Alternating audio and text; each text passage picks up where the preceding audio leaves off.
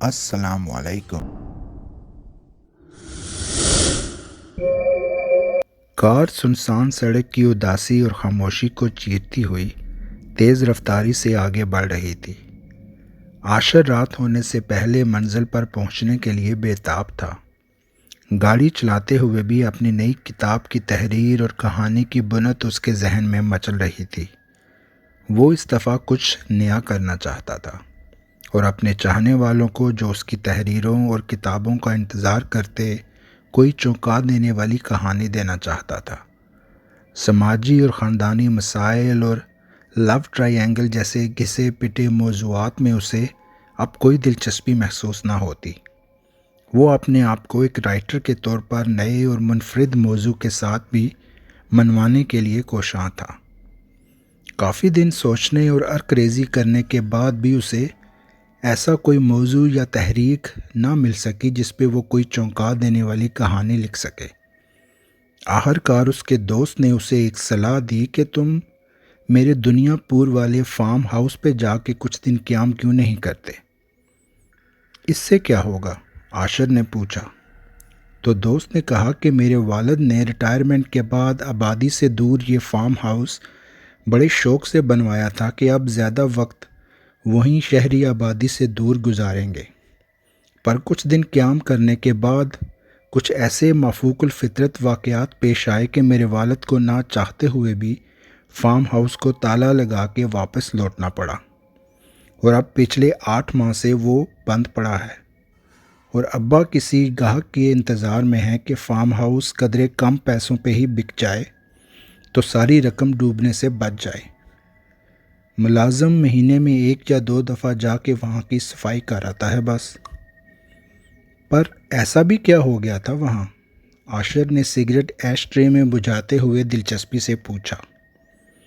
بس یار، اصل میں اس فارم ہاؤس کے ساتھ ہی ایک پرانا قدیم قبرستان ہے۔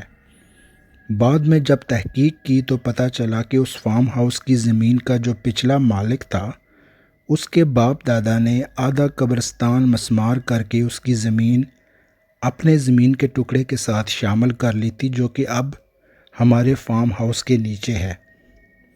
غالب امکان یہی ہے کہ اسی قبرستان کی زمین کی وجہ سے فارم ہاؤس پہ بھی مافوق الفطرت قوتوں کے سائے منڈلاتے رہتے ہیں۔ انٹرسٹنگ، عاشر زیر لب مسکرا کے بولا۔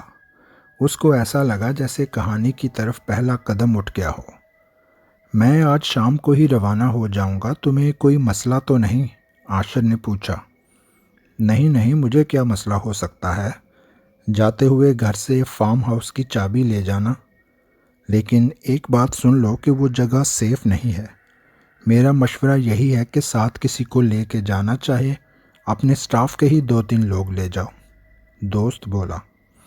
ارے نہیں یار، مجھے کسی قسم کی کوئی ڈسٹربنس نہیں چاہیے، میں اکیلا ہی جاؤں گا، اور مجھے یقین ہے کہ 2 دن میں ہی مجھے کوئی اچھا مواد کہانی کے لیے مل جائے گا، عاشر اعتماد سے بولا۔ شام کی چائے کے بعد عاشر نے گاڑی نکالی اور دوست کے گھر سے فارم ہاؤس کی چابی لی اور اس کے بتائے ہوئے پتے پر فارم ہاؤس کی طرف روانہ ہوا۔ گاڑی کو دوڑاتے ہوئے 2 گھنٹے بیت چکے تھے اور فارم ہاؤس بس اب قریب ہی تھا۔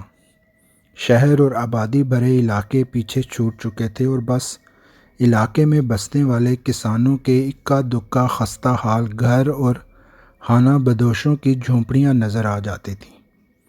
40 منٹ مزید گاڑی چلانے کے بعد عاشر اب ایک پتھریلی سڑک پہ تھا اور سرسبز زمینوں میں خوبصورت لیکن ماحول کی اداسی اور پراسراریت میں گھرا فارم ہاؤس نظر آ رہا تھا۔ عاشر نے چابی سے مین گیٹ کھولا اور گاڑی لے کر اندر داخل ہوا۔ فارم ہاؤس کے چاروں طرف وسیع سرسبز لان تھا، جو کہ دیکھ بھال نہ ہونے اور بند رہنے کی وجہ سے بے ترتیب نظر آ رہا تھا۔ لان کے درمیان پرانی طرز پہ بنے 4 رہائشی کمرے تھے اور سامنے برآمدہ تھا۔ سہولت کی ہر چیز موجود تھی۔ اندھیرا ابھی پوری طرح نہ پھیلا تھا، اس لیے عاشر نے فارم ہاؤس کے اطراف کا جائزہ لینے کا فیصلہ کیا اور لان کے چکر لگانے لگا۔ لان کی پچھلی سائڈ کی دیوار سے ایک دروازہ باہر کی طرف کھلتا تھا۔ عاشر نے زنگ آلود کنڈی کو گھما گھما کے مشکل سے کھولا اور دروازے کو دھکا دیا تو دروازہ باہر کی طرف کھل گیا۔ سامنے کا منظر دیکھ کر عاشر کو ایک دھچکا لگا۔ سامنے بے ترتیب جنگلی گھاس، برسوں پرانے پراسرار درخت اور جھاڑیوں میں گری بہت سی شکستہ حال قبریں تھیں۔ عاشر سمجھ گیا کہ یہی وہ قبرستان ہے جس کا ذکر اس کے دوست نے کیا تھا۔ اس قبرستان کی ویرانی اور شکستگی کو دیکھ کر عاشر کو ایک عجیب سا احساس ہوا۔ اس نے دروازہ بند کر کے کنڈی لگا دی۔ فارم ہاؤس کے رہائشی حصے میں داخل ہو کر اس نے دروازہ بند کیا اور ایک بیڈ روم اسے کافی مناسب لگا۔ اس نے اپنا سامان رکھا اور بیگ سے کھانے پینے کا سامان اور اپنی من پسند کافی کا ڈبہ نکالا اور گرم گرم کافی بنا کے صوفے پہ ٹانگیں پھیلا کے بیٹھ گیا۔ اس کا سونے کا کوئی ارادہ نہ تھا۔ یہ رات وہ جاگ کر اس جگہ کی ویرانی اور پراسرار بھری خاموشی کو محسوس کرنا چاہتا تھا کہ شاید اسے اپنی سٹوری کے لیے کوئی پلاٹ سوجھ جائے۔ رات دھیرے دھیرے گہری ہو رہی تھی۔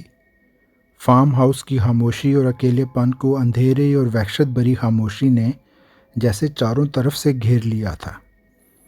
ارد گرد شہری علاقے والی ہلچل یا ٹریفک کا شور تو تھا نہیں، بس وقفے وقفے سے دور کسی نہ کسی جنگلی جانور کی آواز خاموشی کو چیرتی ہوئی فضاؤں میں گونج جاتی اور عاشر چونک جاتا۔ آدھی رات سے کچھ ہی پہلے عاشر صوفے پہ دراز کھڑکی سے باہر درختوں پہ آئی ویرانی کو دیکھ کر سوچ میں ڈوبا ہوا تھا کہ اچانک اسے گھر کے اندر سے ایک عجیب و غریب سی آواز آئی۔ وہ چونک گیا۔ ایسا لگتا تھا جیسے کوئی زیر لب تیز تیز کسی چیز کا ورد کرتے ہوئے کوئی چلہ کاٹ رہا ہو۔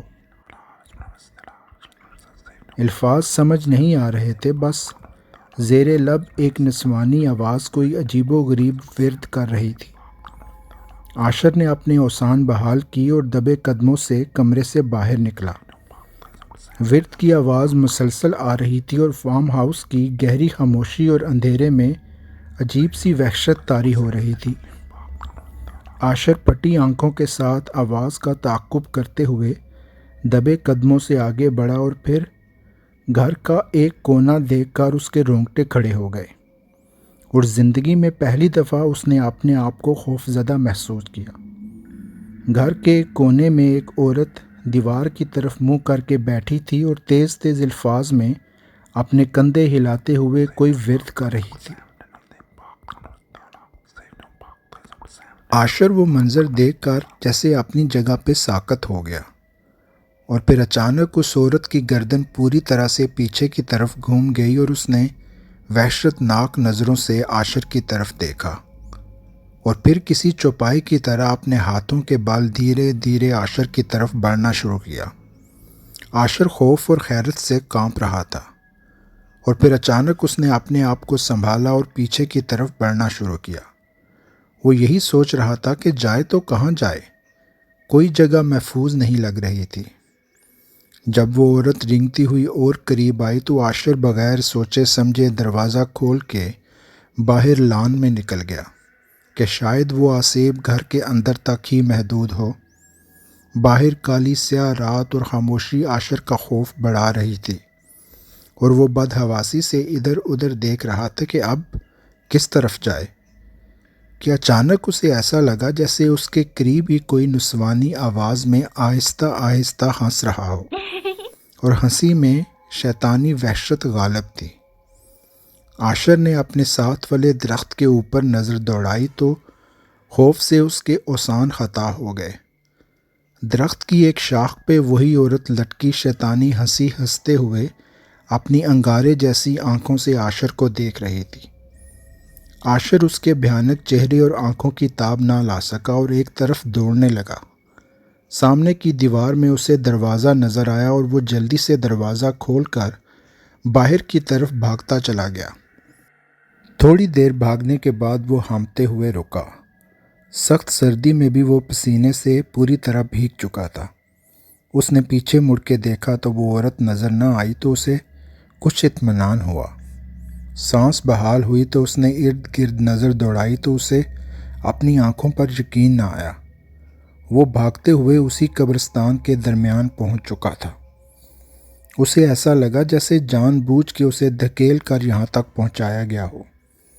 وہ اپنی جگہ پہ بت بنا اپنے دائیں بائیں شکستہ قبروں کو دیکھ رہا تھا۔ اسے قدم اٹھاتے ہوئے بھی خوف آ رہا تھا کہ ہلکی سی سرسراہٹ بھی کوئی نئی مصیبت لے کر نہ آ جائے۔